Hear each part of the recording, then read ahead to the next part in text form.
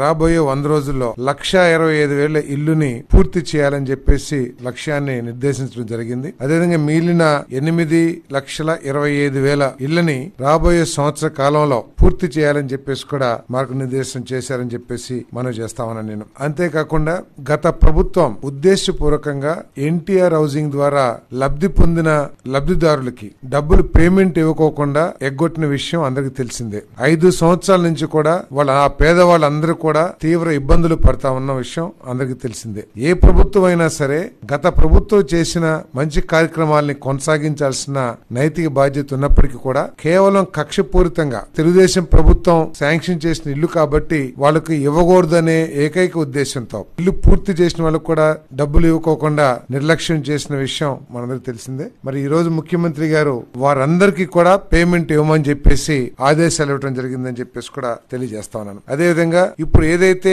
Housing programme జరుగుతుందో వాటి మీద ఎంక్వైరీ వేసి ఎక్కడైనా సరే అనర్హులైన లబ్ధిదారులు ఉన్నారా, తర్వాత మోడర్న్ టెక్నాలజీస్ వినియోగించుకుని నిర్మాణంలో ఏమన్నా లోపాలు ఉన్నాయా, పేదవాడికి నష్టం జరగకోకుండా అన్ని విషయాల్ని కూడా పరిశీలించమని చెప్పేసి కూడా ఆదేశించడం జరిగిందని చెప్పేసి నేను మనవి చేస్తా ఉన్నాను.